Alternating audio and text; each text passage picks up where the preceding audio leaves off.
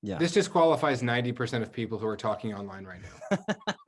And I don't say that in an elitist way at Right. all. Because you would throw yourself into that mix too. I don't know about this stuff. Right. Yeah. And so I've had people say to me like, "Oh, you don't do a lot of politics on Facebook. It must be because you don't like to argue." It's like, no, actually, I'm fine with arguing. I don't have a subject specialization in anything Yeah. that's being discussed. Like I'd be really out of my league in most policy conversations. I Yeah. just don't know much about it.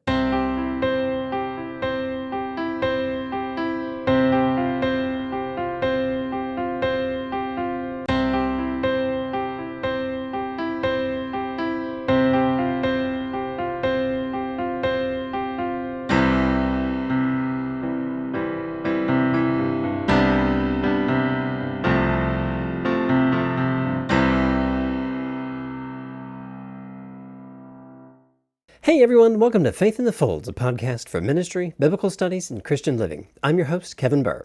Today I sat down with my friend Bob Turter. I first met Bob when he was a librarian at the Harding School of Theology in Memphis. I love talking with Bob about my classwork, current events, or trends in churches when we overlapped at HST. These days, though, Bob is the senior minister for the Church of Christ at White Station in Memphis, Tennessee, and I was glad to talk with him about how we can disagree without being jerks to each other. We actually modeled the practice of disagreeing well in our conversation when I teased him about the merits of Jonathan Haidt versus Jordan Peterson. All joking aside, though, Bob's main point is worth taking to heart. We must learn the difference between arguing and being argumentative.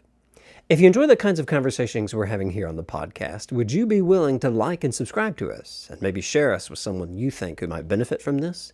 And as always, thank you all so much for tuning in today. Bob, thank you so much for joining us on the podcast today. I really appreciate you being able to sit down with us and talk to us about what we're going to get to here in just a minute. Before we do that, though, can you tell us briefly kind of how you got into ministry, how long you've been where you are, and all that? Yeah, I took the normal route that everyone takes to become a preacher, which is 11 years of being a theological librarian. No, in 2009, I graduated with my MDiv from Harding here in Memphis, started working in the Harding School of Theology library. During that time, I started preaching pretty regularly at our church here at White Station. And in 2015, started preaching twice a month. Our senior minister, Rodney Plunkett, announced his retirement in 2019. I just happened to be at White Station on that Sunday. Like, oh, really? Yeah. Like I think I was coming back from Harding's lectureship or something. I just happened to be there. Okay. Yeah. And so 2020, they have a big search. And then I stepped into this role full time, leaving Harding in November of 2020. So I'm, about 5 months on the job here. Yeah. All right. Not much longer there that I've been down here where I'm at. We started in August of 2020. Who knew that during the pandemic was the prime time to get a new ministry job, right? I know. Yeah. I mean, and I feel guilty sometimes because the pandemic has been really good to us and it's been a really hard time and for some people, but we feel really blessed about where we are and incredibly hopeful about our future as a church. Yeah. It's almost weird to say the pandemic has been really good to us, but in a lot of ways, the pandemic has kind of maybe burned away the chaff with some things, and has kind of laid bare new opportunities and new potentials for things. That's strange how that has worked out. Without question, and I think the challenge for us as a church right now is like early in the pandemic, we said, okay, we're never going back to the way things used to be. We're going to, get rid of all this old stuff and we're going to move ahead. The naivete though, is that during the pandemic, we also learned things. And so the question for us as a church was like, okay, so last April, we decided that we were never going to be the same again. But then there was also last June and there was also last August and there was also last November. And so it's not like we could stop learning. And so there were some things about the pandemic that we thought, okay, it's good that this is really good. And so like some meetings moved to Zoom that should have been on Zoom a long time ago. That was great. Those will stay. But then there was some things we underestimated. And so we had not really equipped people as well as I would have liked to if I could go back. And I think we learned like, man, one of our statements we use around here is we're an everyday church, and we want people to be people involved in relationships and discipleship and evangelism as part of their daily walk. Well, you can't just flip a switch and watch that happen. And so how well are we actually equipping Yeah. people to lead Bible studies? How well are we equipping people to host worship services on their patios? How well are we equipping people to go for a walk in the neighborhood and have a spiritual conversation with their friend or their neighbor? And so that's the challenge I see going forward, is like we can't just snap our fingers and say those things are to happen. We need to equip and move in that direction. So as much as we feel like we have a new future, we also are trying to learn from some of our mistakes along the way. Yeah. Yeah. Neat that you mentioned everyday church and kind of some of the examples that you give of that. I just last week, at the time of recording, just last week, had a conversation with a trio of campus minister guys. I think at least a couple of those guys you would know, that that were talking about ways in which they have seen their college students, actually be able to teach some older generation Christians of just kind of everyday evangelism techniques of striking up pretty non-threatening conversations in the grocery store with folks, and then eventually finding out that these these older, more mature Christians think, okay, well, that's not so scary.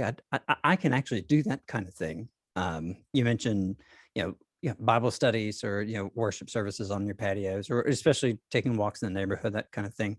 That a lot of overlap with that conversation that I had with those guys and what you just mentioned today.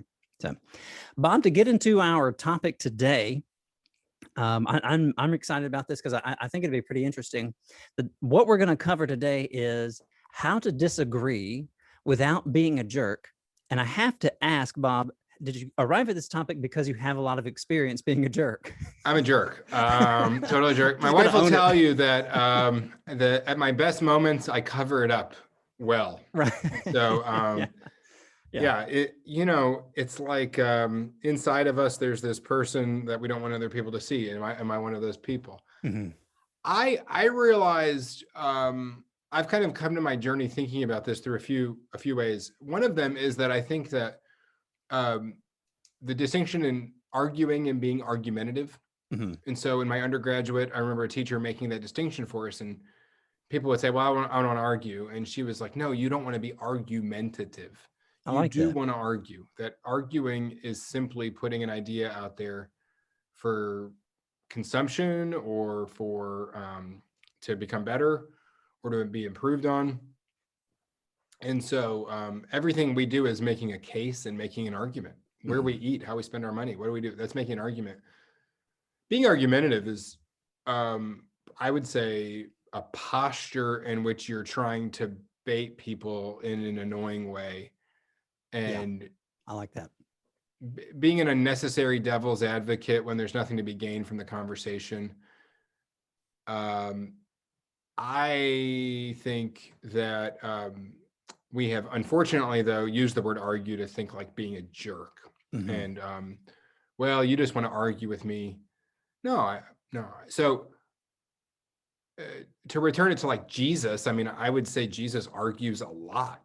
I would say that Jesus's opponents are argumentative. I wouldn't say Jesus is argumentative at all. Mm-hmm. But he has an incredibly firm point of view. If you say something ridiculous, he will challenge it. If you say something mean-spirited, he will come back. Yeah. And that's just part of like being an adult, and then also knowing how to handle it. Mm-hmm. How to handle somebody challenging something you put out there without taking offense. And so there's also like this, how to respond without being a jerk, how to handle feedback without being defensive. Mm-hmm. Yeah. Well, and you and I, because of the amount of time that we spent, especially in graduate level settings, you almost get used to that. And there were times when I would remember, because I got married halfway through my MDiv program there at HST, the whole 4 years that I was there, you were also there as one of the librarians. So there are times when I distinctly remember,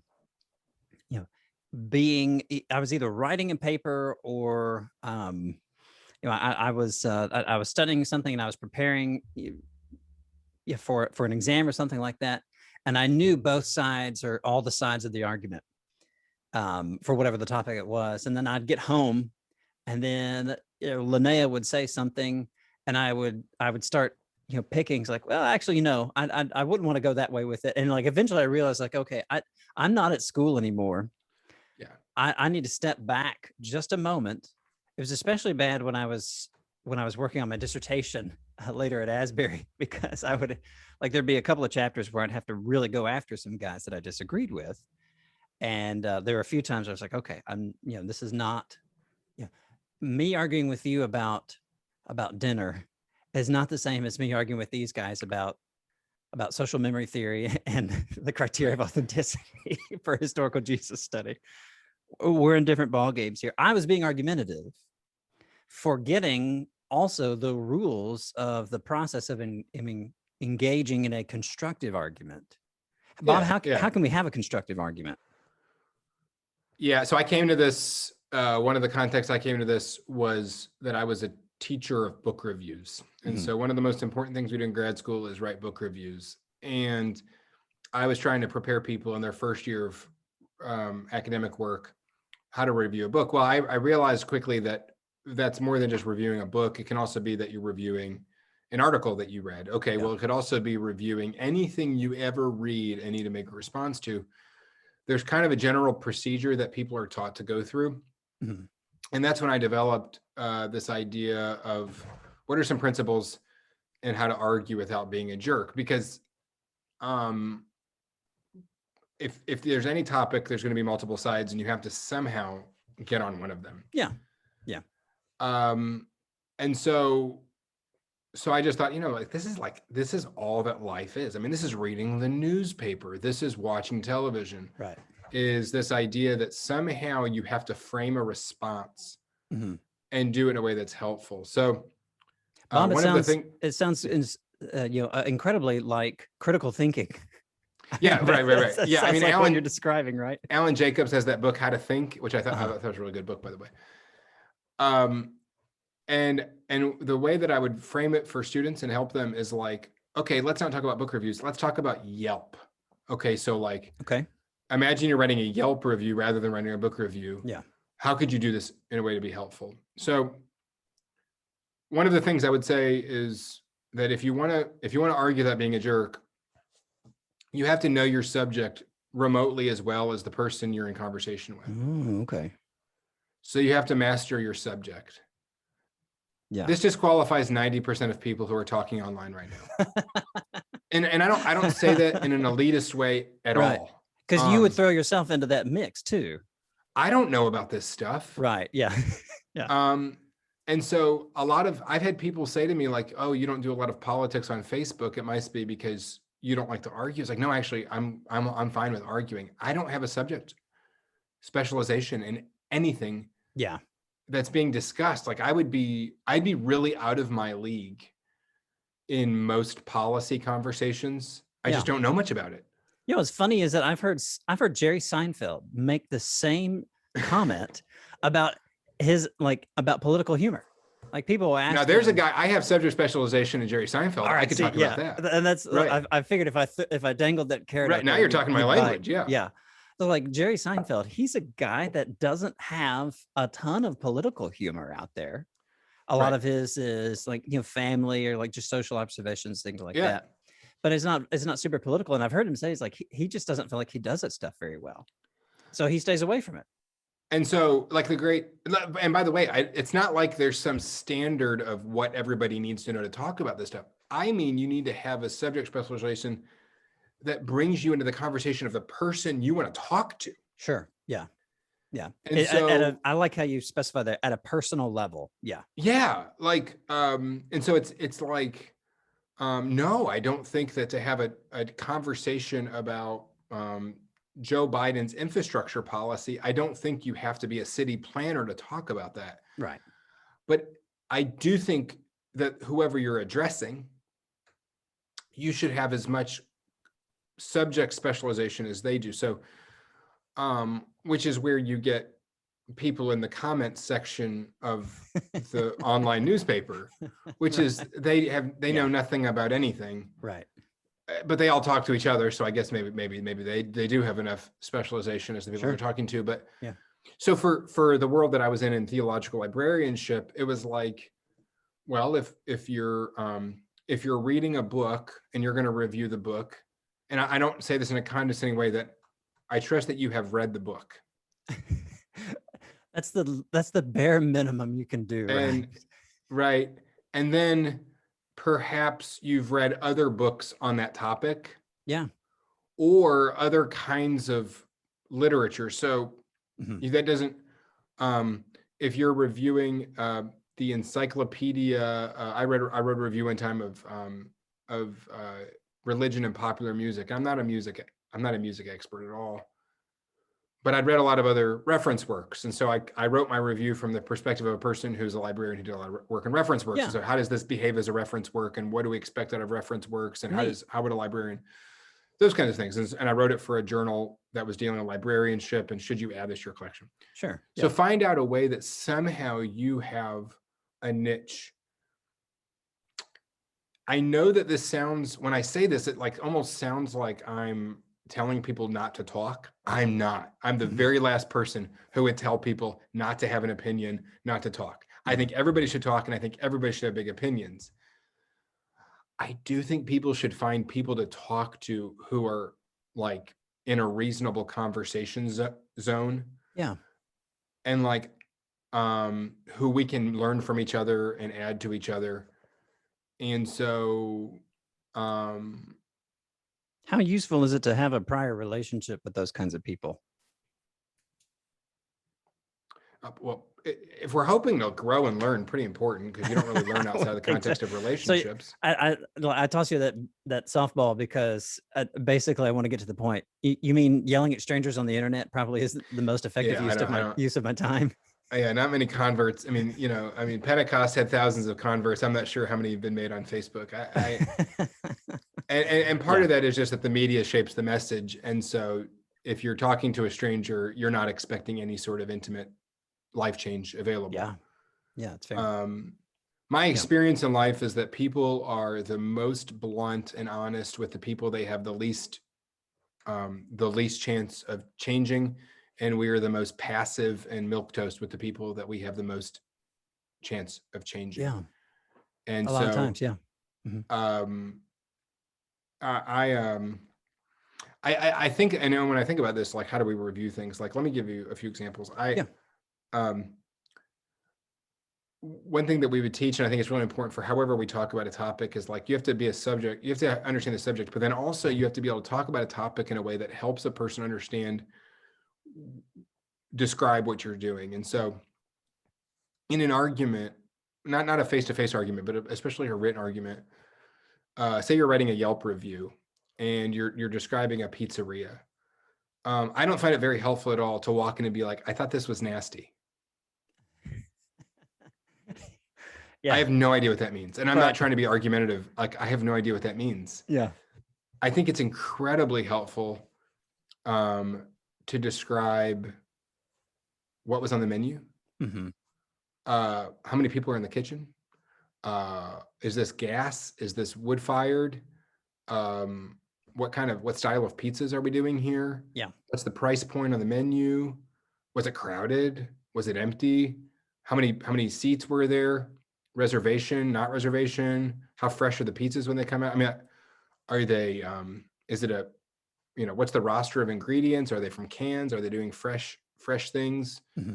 I think interviewing, and I don't mean that word stiffly, but like asking a few questions of the operator. Yeah. Like, what are you guys trying to do here? Is this supposed to be a budget place, or is this supposed to be date night, or is this supposed to be a place that I come twice a year or twice a month? And then including those details and how you talk about something really helps the people you talk to appreciate what you're saying. And so I think when you're like, hey, that pizza is not the best I've had, and they say like, oh, tell me more about it. And you're like, well, it was a hot and ready from Little Caesars, and I was driving on the side of the road. I pulled off, I grabbed one. It was $6. If you added that color, I think that your audience would be like, Oh, well, I mean, What'd you expect? that sounds about right. Yeah. Right. Yeah. What'd you expect? And then Yeah. I think if you said like, I had the most delicious pizza, it was $26. It used fresh buffalo mozzarella and it was made in a wood oven. And it was made, the guy who made it grew up in Naples. Yeah. Not Florida. It was like, Right. yeah, I bet that was awesome. Yeah. Now that you've added that color, and by the way, I'd love to have one of those, but I think once you add that conversation, it lets everybody in the conversation know what the scope is, what we're hoping, and not just beating each other over with kind of like ad hominems, like that's gross, that's terrible, awful, never coming back. Yeah. And so in any argument, I think the same things apply, where letting a person know kind of what you're saying, the details of what we're trying to say. Mm-hmm. And I don't care how volatile the topic is.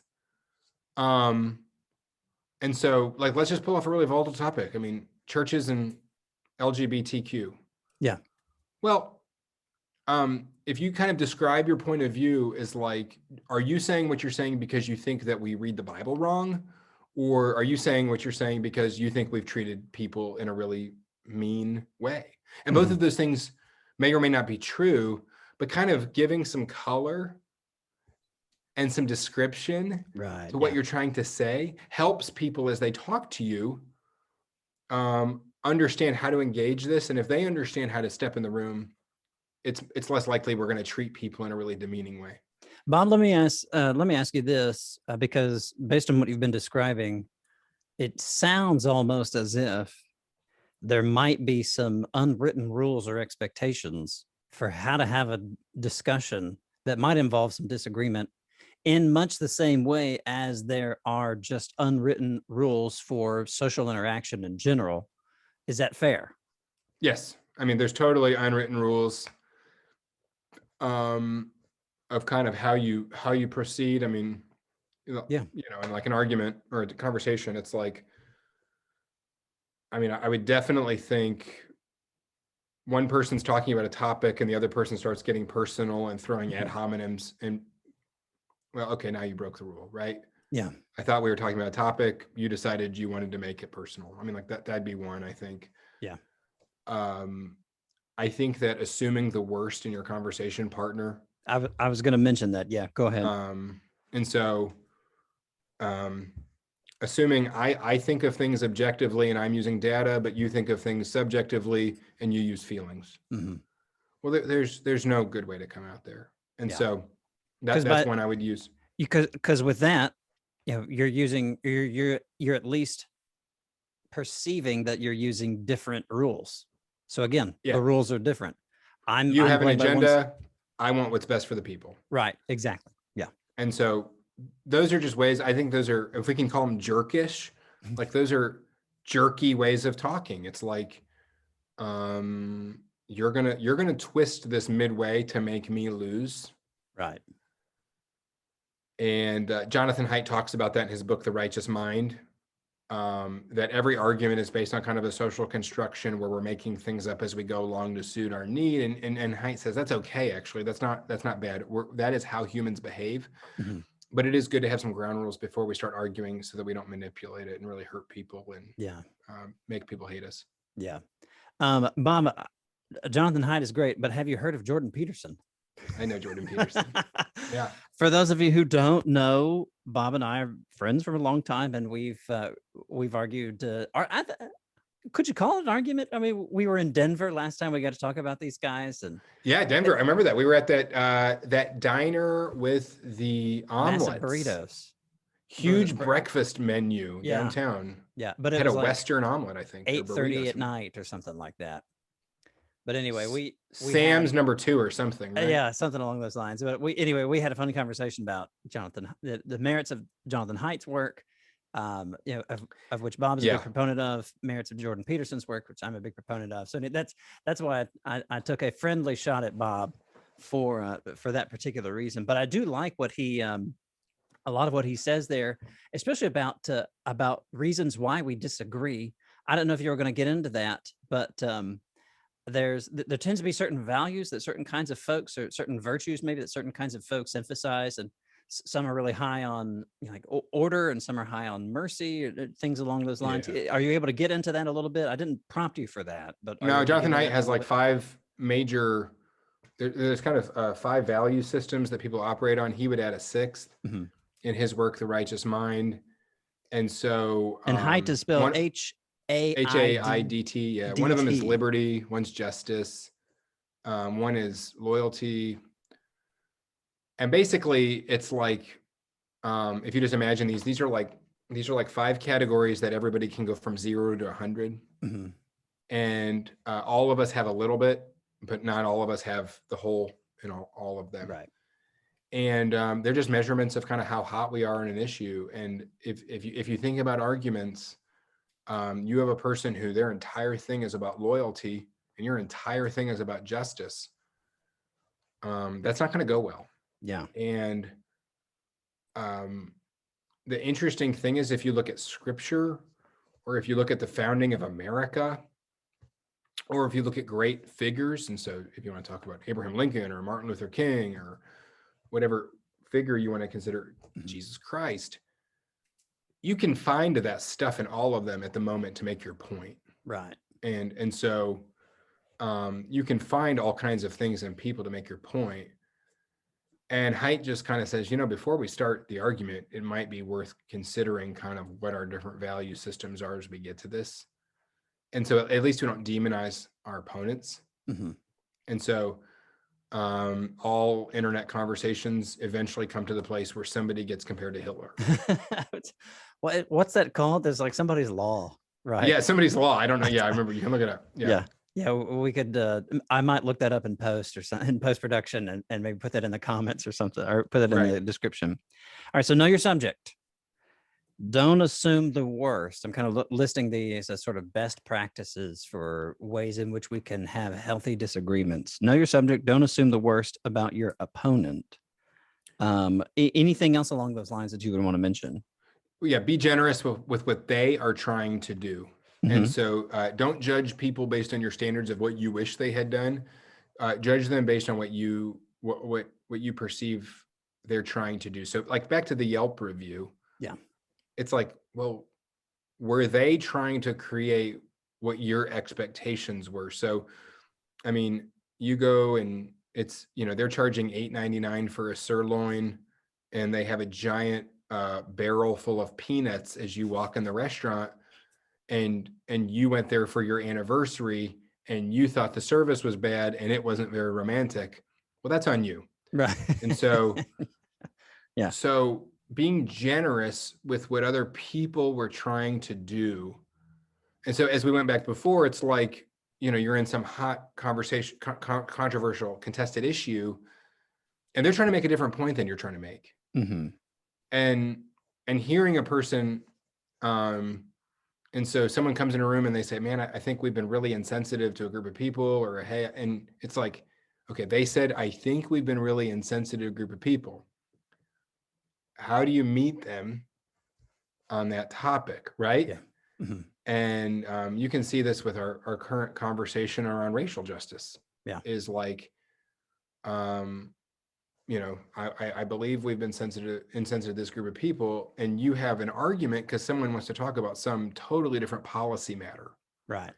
And so one person comes and says, man, I really think some of our African-American members in our church feel marginalized. And someone's like, well, I'm just saying I'm not into affirmative action. And you're like, it's interesting. We weren't talking about that.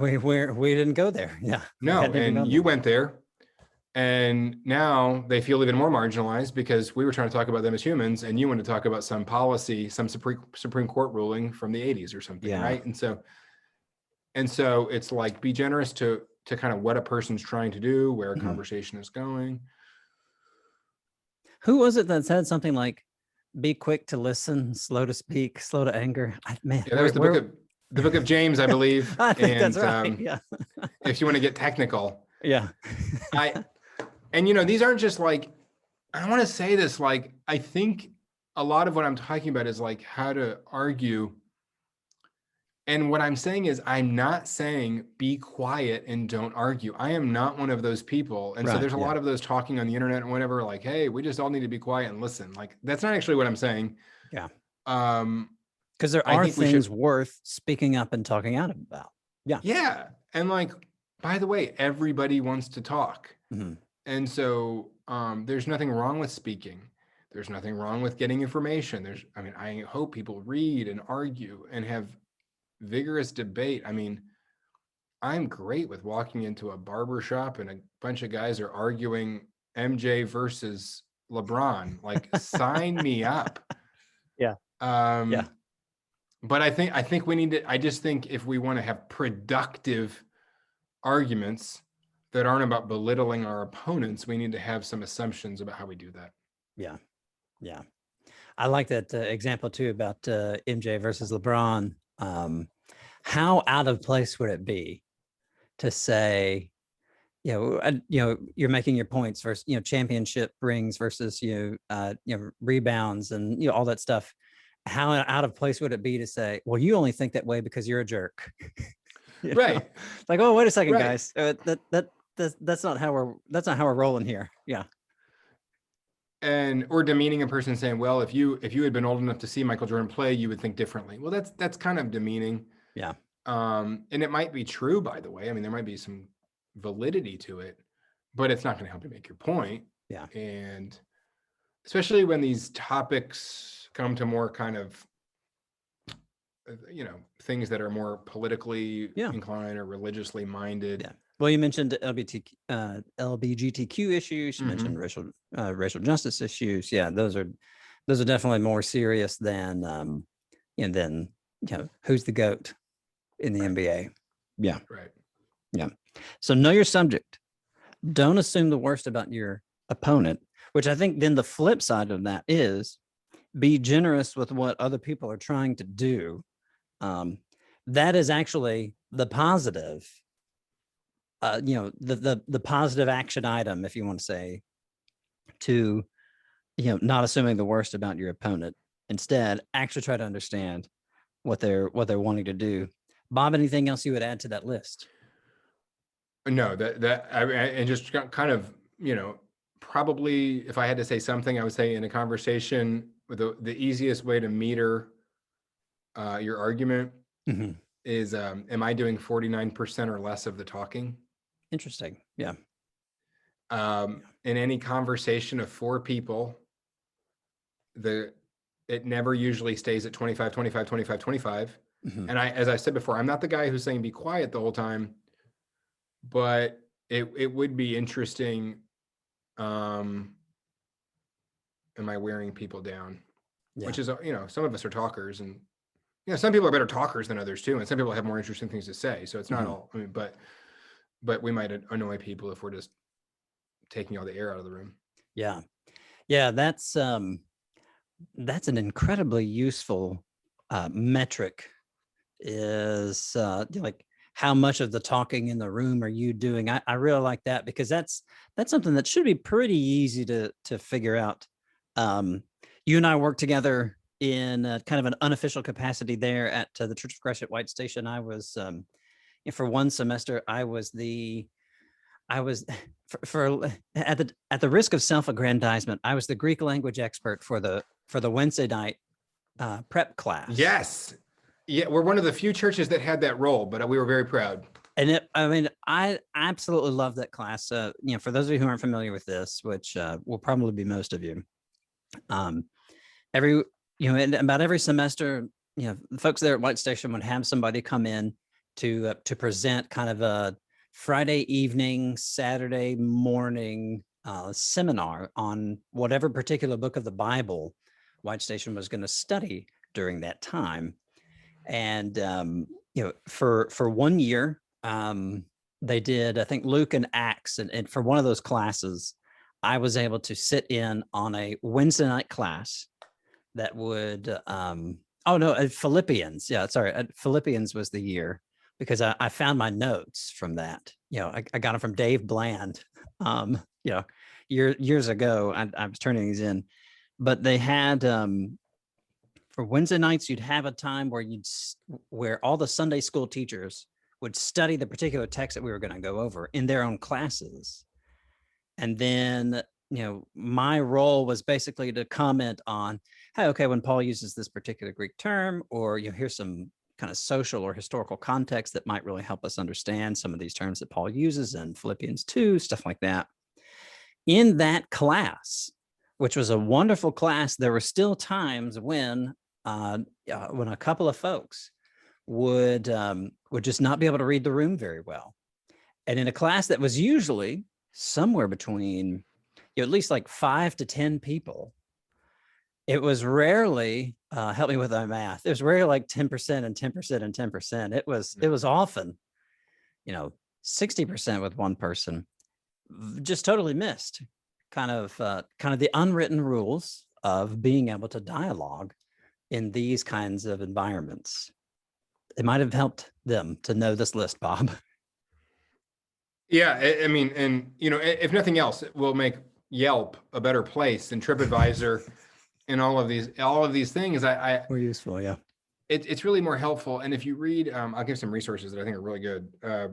But read the better magazines. It is really interesting. If you look at things like some of the reviews of travel, some of the great travel writers, some of the great food writers, some of the great sports writers, they're not very opinionated. It's really interesting when you sit down and read it. Like the great Sports Illustrated articles that would have been like the ones that are like reporters, man, they tell the story so well. Yeah. And if you listen to these guys, even like listen to the CBS game with Tony Romo and Jim Nantz, or listen to the Collinsworth Al Michaels game on Sunday night, and like listen to the way they call the game. It's not like they just hit the microphone with hot takes about who's bad, Right, yeah. The way they set the context for loving the game and helping the viewer understand the game provides trust. And so then in the third quarter, when Collinsworth wants to say like this quarterback is not getting the job done, it's not out of nowhere. It's not a huge slam. It's just honest commentary. That's his job. But you build the whole, you kind of build the room by helping people understand what we're talking about. And most relationships we have just don't get to that place where you kind of paint the picture. Yeah. And but the greats do. That most of the people who have opinions that we value, I would say David Brooks in the New York Times, his opinion pieces are not really a lot of opinion. When you read them, they do a lot of time kind of working through other books he's read and articles and kind of painting a picture. It's not, he just doesn't launch in there and just start, hammering people. So yeah, with things like that, it almost seems like it's less about the person and more about kind of getting to, I don't know if truth is the right word, but getting to necessarily the truth of the thing that they're trying to talk about. Yeah. And the maybe the purity of the exercise in remarking on this thing or evaluating whatever it is on its own merits and on what it's trying to do. Like what you said about this hypothetical pizzeria that you mentioned a few moments ago. Yeah, I'd really rather talk about pizza than anything else. And I mean, sign me up, man. I'm from my church office. I can see a anniversary night pizzeria and Domino's down the street. Right. Both have their merits. But we got to know what we're talking about. And what are they trying to do and what are they charging and all that. And I know that sounds like a big, long exercise. It's really not. Most times that we're most inclined to have the strongest opinions, we have the least information. Once you get in and appreciate all of the information, your opinion kind of mellows. If that's one thing that I learned in ministry, it's once you kind of start getting around to looking in the closets and looking in all the, digging deep through things do get a little complicated. And it's not, everything doesn't quite seem so simple. And I think all of us know that in life. When we're right in the middle of it, things feel complicated and have a lot of nuance, and it just requires a different kind of tool to do surgery on it. Yeah. But if you just want to turn on the morning cable news, right? Anyone can sit there and make grouchy comments to the TV for an hour and a half every morning. Yeah. Bob, I like what you're saying about kind of knowing your subject and these last comments that you just made, I can see value in it, not just to give you kind of a more robust knowledge of the thing that you're wanting to comment on, but it might also give you enough time to maybe calm down when you initially see something that kind of rubs you the wrong way. Yeah. Maybe the first thing you saw isn't actually true. Maybe that was a misunderstanding. Maybe that was somebody blowing something out of proportion. Yeah. Bob, I know you need to head out to here in just a second. Any final words as we wrap up? No, keep arguing, keep doing it honestly, keep doing it with integrity and with information, and don't be a jerk. Yeah. All right. Bob, really appreciate your time today. And thank you for not being a jerk with me. Never with you, Kevin. You're doing a great job, and I appreciate you, and I'm glad you have this platform. Likewise, sir. Thank you very much. Bob, take care, brother. Talk to you later. Yeah. Take care. Bye-bye.